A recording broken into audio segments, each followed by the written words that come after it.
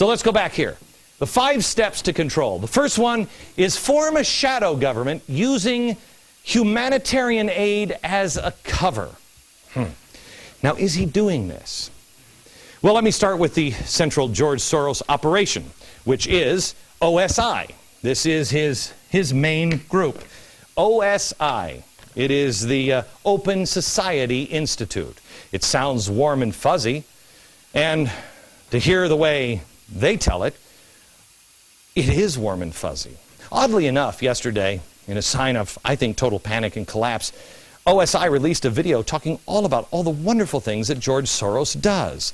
It's fantastic. Must have cost them a fortune to put this up. Coincidentally, it's released the day that we do our special to show you that he's just a lovable old philanthropist. That's all he does. He cares about people. Well, I'm sure he does. I'm sure he does. Because he's a humanitarian. He's a philanthropist, you know. He gives tons of money. I'll show you that whole thing at the end of the show. Through the Open Society Foundation, he donates almost $500 million annually to charity causes all around the globe. Well, that's fantastic. That's fantastic. I love people who give a lot of money. This is what I learned when I started to try to be responsible with my money. You look at people as an investment. What's the best way to invest in people? But you need, if you're going to give away $500 million every single year, you better have somebody who really knows how to manage it. And you better have somebody who has a big, big heart. Who is the person to head up your charitable arm, Mr. Soros? Well, he just found he's just the founder of SDS, the radical student group from the 1960s. You remember the days of rage, riots? Yeah. And the spin-off group, the Weather Underground. Yeah, just the guy who started this stuff, that's who heads the charitable arm. It's almost like subversive activities are kind of fun to Mr. Soros under the cover of humanitarian aid. So OSI spreads the money all over the country. But I'm sure the head of OSI, he's probably changed. One of the things that OSI funded was the shadow conventions in 2000. It funneled 1/3 of the shadow convention, who was hosted here. I mean, unless you were an avid, C-SPAN watcher, you probably don't remember them.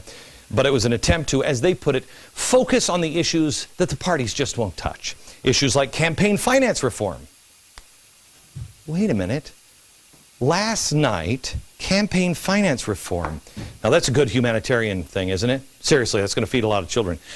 Campaign finance reform. Remember we said that he spent over $100 million to get campaign finance reform. And what happened? Oh yeah, I remember. It led to the boom in 501c3s, like MoveOn.org, or Media Matters, or any of the other things that he seems to fund. They can take in as much money as they want. And now, all of those political organizations are controlled by George Soros. But remember, it's humanitarian. One of the organizers of the Shadow Convention was Arianna Huffington, which is now getting the Huffington Post money from George Soros to be able to hire reporters. Isn't that great? She was introducing here in 2000 at the Shadow Convention. She was introducing somebody else, another guest speaker, another co-organizer of the event. Watch. We're now moving to the second issue of the Shadow Convention, the persistence of poverty in the middle of our prosperity. And it gives me great pleasure to welcome one of our conveners, the Reverend Jim Wallis, the head of the Call to Renewal, a new coalition of churches to fight poverty, and the editor of Sojourners magazine. Oh. He's also been a mentor and an inspiration to me. So get ready to be inspired. Jim Wallis. Praise Jesus, Jim Wallis, Sojourners, faith, politics, culture. That's right. Sojourners, didn't he get a bunch of money recently to help boycott me? That's right, I remember him now. And Sojourners, another group funded by OSI. George Soros, an atheist, dumping a whole bunch of money into a Christian organization. Well, that almost doesn't make sense. Oh, but it's humanitarian. Kind of makes you question the motives, though, doesn't it? Of course, it doesn't take long to see that his attraction to Jim Wallis is because he's a big government progressive. The solution is not with the people in the churches. It is get everybody into the government. He's infiltrating the churches. You see how this works? I know. I'm sorry, Mr. Soros. It's just humanitarian aid. Step number 2 is to control the airwaves. Has George Soros done this at all? Well, Open Society, it's very innocent here. And it's pure as the driven snow. Recently donated $1.8 million so that NPR could hire new journalists. Do we have the NPR thing? They just $1.8 million so they could hire 100 journalists. And then Soros wrote a $100 million check to Media Matters to go along with, $1 million to go along with NPR, which was great. Their stated goal, by the way, what got him to write that was they were going to get me off the air and then destroy Fox. Isn't that great? By the way, he gave that $1 million and all that money after we were threatened. We were given a gift by Mr. Soros, and they realized that I wouldn't shut up. I wouldn't stop. And so then he decided, well, I guess I'm going to have to destroy him another way. $1 million also to the teapartytracker.org. Teapartytracker.org. This is a website that they developed with the NAACP's media staff. It's supposed to expose the intolerant element of the Tea Party. Then the NAACP takes its content and collaborates with Think Progress, another Soros-funded group, along with Media Matters. We're talking about the plan for control that George Soros uses to take control of governments. The first one was form a shadow government using humanitarian aid as a cover. In George Soros's words, subversive activities. By the way, here's Sojourners. Here's a letter a friend of mine gave me today. This is me on the cover. Glenn Beck doesn't like us. We must be doing something right. It's a fundraising letter for this guy. Number 2, control the airwaves. Is he doing that? Yes. Number 3, destabilize the state and weaken the government and build an anti-government sentiment. Okay, so is he doing this? Well, again, we go back to his organization, his humanitarian organization, heavily funds the Tides Foundation. The Tides Foundation, $4.2 million. They're the ones that funded the anti-capitalist story of stuff indoctrination videos that we have told you that helps kids resent the government that supports a free market system. Tides itself takes some of its money and then sends it on to places like the Apollo Alliance, the home of Van Jones. They're the ones that also crafted the stimulus bill, for the little guy, like Andy Stern. I think we all know how everyone feels about the stimulus bill. Also, OSI decides that they're going to fund a place called the Center for American Progress. You know that one. That's a progressive think tank that churn out big government ideas and who get many of their ideas from another group OSI funds, the IPS. This is the Institute for Policy Studies. You know what they've just come out with? This is great. They've just come out with a couple of things. First, President Obama needs to bypass Congress and issue more executive orders now that the election is over. And they've come out with this exciting new report that says, quote, outside pressure, inside strategy. Wow, that sounds familiar.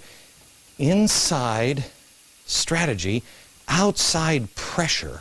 It's almost like bottom up, top down. What am I remembering here? Oh yeah, I remember Czechoslovakia. Top to bottom, bottom to top, inside out. Remind me of that, along with George Soros and Van Jones in just a few minutes. I'll show you something that will blow your mind. Step 4. Step 4 is provoke an election crisis. Well, that, of course, they haven't done anything like that. Where you lose confidence in the vote? No, no, no. Of course not. Of course, you have OSI funding Acorn.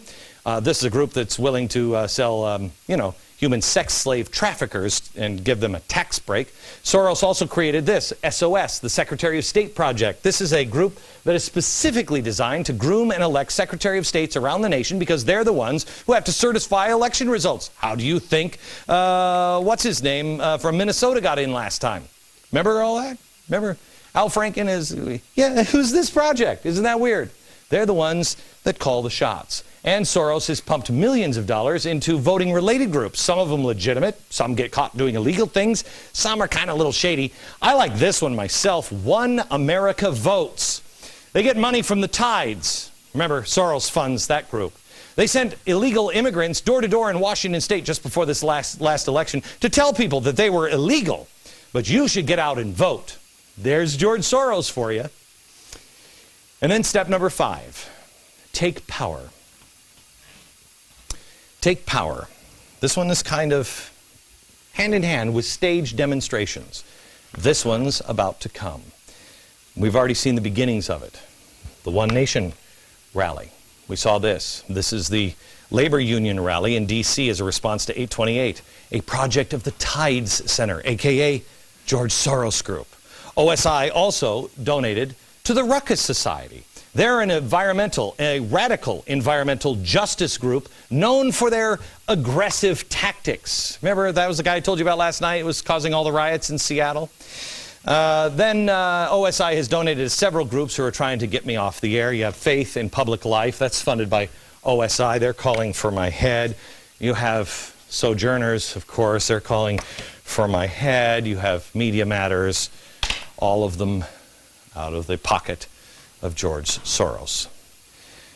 Mark my words. And I believe I said that for the last 2 years on inflation. As I told you, massive inflation will come. And you're beginning to see it now. Staged demonstrations and riots in the streets. You will see them here. What you're seeing today in the UK, this is students demonstrating in the streets. That's a demonstration, by the way. They will come here too. Because what are they rioting about? That they are cutting services at schools and raising tuitions. Really? Well, they will come. And they will be orchestrated, funded, or they will be exploited by Soros-like groups. Summer, Van Jones cloaked a message here in peace and love, and it stuck out to me. I want you to listen to what he says.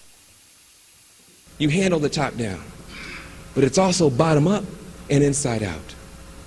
Top down, bottom up, and inside out. So now your challenge as you leave here, our challenge, is to take care of that bottom up part. And that inside out part, the heart part. The heart part. That's what did it for me. He said the heart part. And I'm like, there's something wrong here. But I didn't know what this meant. This is a tried and true technique that communists use to crush people of a nation between the members of a government at the top. Remember, he said, you've taken care of the top part. What does that mean? You put the right radicals in power. You've taken care of the top part. Then they get the radicals at the bottom to cause chaos. Let me take you back to where I took you at the beginning of this program, Czechoslovakia. I only told you half the story of what the Czechoslovakians thought was happening to their country in the late 1940s. After World War II, Czechoslovakia was in real trouble and people were hungry and there was strife. And a small group of communists managed to gain power in the Czech government through parliamentary maneuvers. That was taking care of the top-down pressure. Meanwhile, unbeknownst to all the people in Czechoslovakia, they were agitating people, getting them out into the streets, riot, strike, protest, create the illusion of a widespread clamor for change. That was the bottom-up pressure on the system. Well, the people were left in between, and they didn't know the truth. They didn't know what was going on. They were hungry, they were scared, they were confused, and they were looking for help. When they cried out for help from the government, which they thought was not with the rioters, they got help. They had no idea that some at the top were in league with those creating the chaos at the bottom.